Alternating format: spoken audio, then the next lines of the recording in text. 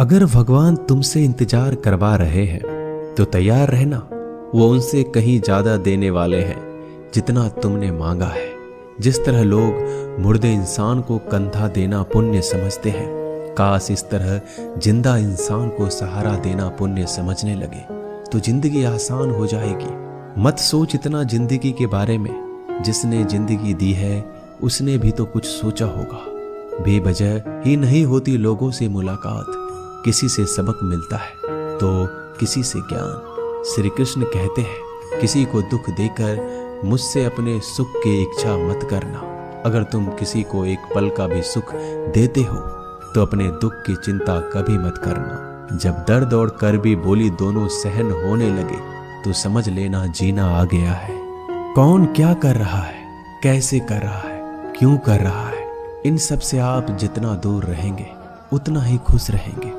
हंसते रहो तो दुनिया साथ है, वरना आंसुओं को तो आंखों में भी जगह नहीं मिलती। जीवन में जो होता है वह किसी वजह से होता है, या तो वह आपको कुछ बनाकर जाता है या फिर कुछ सिखाकर। कटना, पिसना और अंतिम समय तक निचोड़े जाना गन्ने से बेहतर कौन जानता है कि मीठा होने का नुकसान कितना होता है। जब कोई दिल दुखाए तो सबसे बेहतर है कि हम चुप हो जाएं, क्योंकि जिन्हें हम जवाब नहीं देते उन्हें फिर वक्त जवाब देता है। अंधे बहरे गूंगे बनकर अपने लक्ष्य पर ध्यान देते रहो। यहाँ इतने खाली लोग हैं कि ना खुद कुछ करेंगे और ना करने वालों को कुछ करने देंगे और उनका मनोबल भी तोड़ देंगे। लोग जरा सी बात पर आपको छोड़ देते हैं और भगवान जरा सी प्रार्थना से आपको थाम लेते हैं। कर्मों से डरिए, ईश्वर से नहीं। ईश्वर तो माफ कर देता है मगर कर्म नहीं।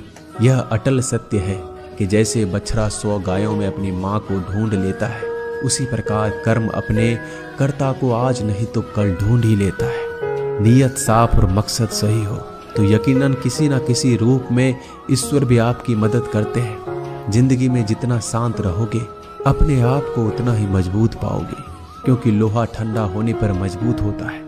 गरीब रहोगे कोई ध्यान नहीं देता, मेहनत करोगे तो सब हंसेंगे, लेकिन जब कामयाब हो जाओगे तो सब जलेंगे।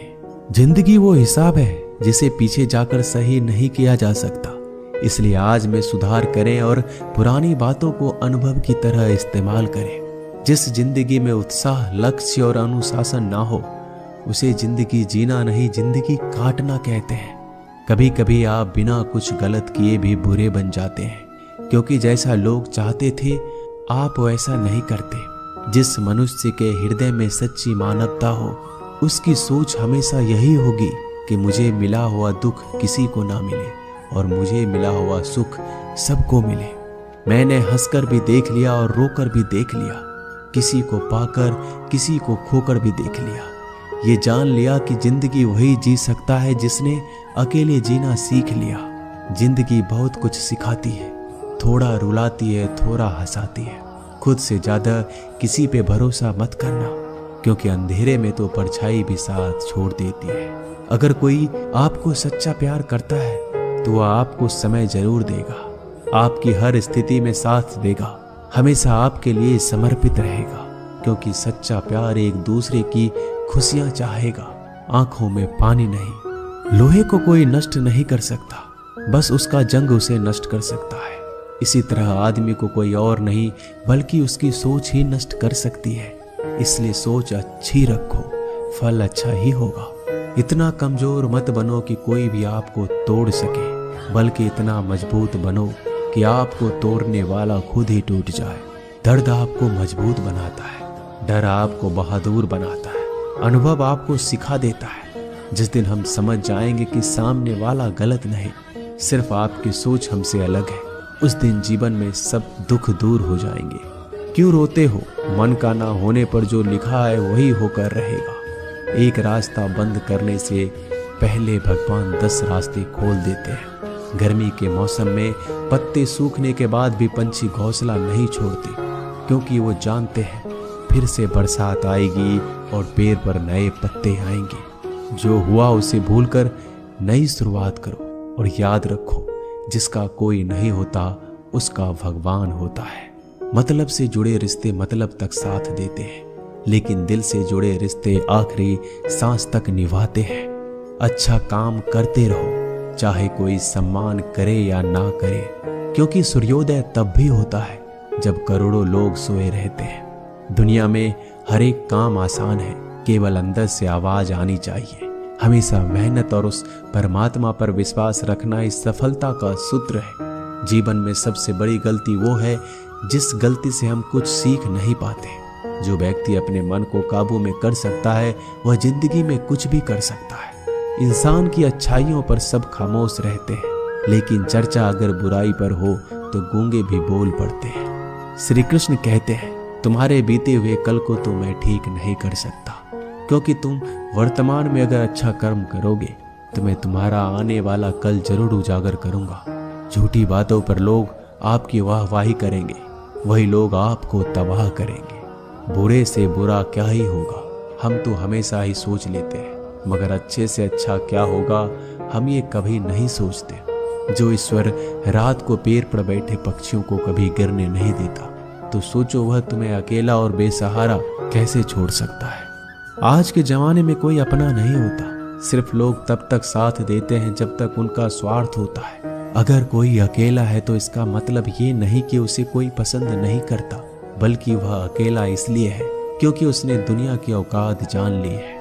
एक बार राजा और उसका मंत्री तलवार को साफ कर रहे होते हैं। तलवार को साफ करते समय अचानक राजा के पैर पर तलवार गिर जाती है और राजा के पैर की उंगलियां कट जाती है। उस राजा को उंगली कटने के कारण बहुत ही तकलीफ हो रही थी, बहुत ही दर्द हो रहा था। लेकिन उसका मंत्री कहता है, शांत रहिए महाराज, जो कुछ भी होता है अच्छे के लिए होता है। राजा को यह बात सुनकर गुस्सा आ जाता है। वह मंत्री से कहता है कि मेरी उंगली टूट गई और तुम कह रहे हो अच्छे के लिए हुआ। वह मंत्री राजा को समझाने की कोशिश करता है, पर वो नहीं मानता और बिना सुने गुस्से के कारण मंत्री को काल कोठरी में बंद करने का आदेश दे देता है। पर मंत्री को इस बात का कोई दुख नहीं था, क्योंकि उसका अभी भी यही कहना था कि जो होता है अच्छे के लिए होता है। वो अपनी खुशी से ही अपने आप को सैनिक के हवाले कर देता है। राजा इस बात को सुनकर चौंक जाता है, सोचता है कि मेरा मंत्री कितना मूर्ख था। उसे लग रहा था कि मैंने उसे अच्छाई के लिए कैद कर दिया। इस घटना के 3 महीने बीत जाते हैं। एक दिन राजा अपने सैनिकों को लेकर शिकार करने के लिए जंगल में जाता है। राजा को एक हिरन दिखता है। हिरन का पीछा करते करते राजा घने जंगलों में चला जाता है। वह हिरन को पकड़ नहीं पाता और जंगलों में खो जाता है। वो बाहर आने के लिए रास्ता ढूंढता है, लेकिन रास्ता उसे नहीं मिलता। तभी कुछ आदिवासी लोग उसे घेर लेते हैं। उन लोगों को पता नहीं था कि वह राजा है। वो लोग अपने देवता को बलि चढ़ाने के लिए एक इंसान को ढूंढ रहे थे। आदिवासी लोग राजा को पकड़कर अपने इलाके में ले जाते हैं। राजा उनको बार बार समझाने की कोशिश करते हैं, लेकिन वो लोग कुछ भी नहीं समझ रहे थे। वो लोग खुशी से नाचते हैं और राजा को नहलाकर बलि चढ़ाने के लिए उनको कपड़ा पहनाते हैं। अब राजा को लगता है कि वो मरने वाला है। जब आदिवासी लोगों का मुखिया राजा को मारने जाता है, तब देखता है कि राजा के पैर की उंगली कट चुकी है। इसको देखकर उसका मुखिया कहता है कि इस इंसान की बलि नहीं दी जा सकती, क्योंकि ये इंसान पूरा नहीं है, एक अंग कटा हुआ है, और उनके भगवान को एक पूरे इंसान की बलि ही दी जा सकती है। अगर ऐसे इंसान की बलि दी जाए जिसका अंग पहले से कटा हुआ है, तो उनके देवता खुश होने की जगह नाराज हो जाएंगे। फिर वो लोग राजा को छोड़ देते हैं।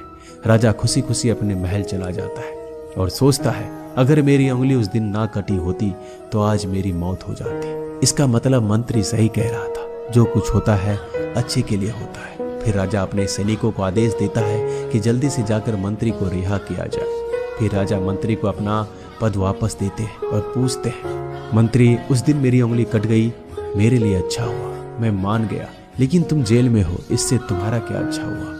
मंत्री खुशी खुशी राजा से कहता है, महाराज आप शिकार के लिए जाते तो आपके साथ मुझे भी आना पड़ता, और अगर मैं आपके साथ जाता तो वो लोग मुझे मार देते। मंत्री की बात सुनकर राजा को समझ आता है कि जो भी हमारे जीवन में होता है वो अच्छे के लिए होता है। अगर हम अपने जीवन में देखें तो हमारे जीवन में भी कुछ मुश्किलें आती हैं। हम उनका सामना नहीं करते, हम उनको ही दोष देते हैं। ये मुश्किलें हमें आगे बढ़ाने और मजबूत कराने के लिए ही आती हैं। हमें हर मुश्किलों को सकारात्मक तरीके से देखना चाहिए, क्योंकि हर चीज कुछ ना कुछ सिखाकर ही जाती है।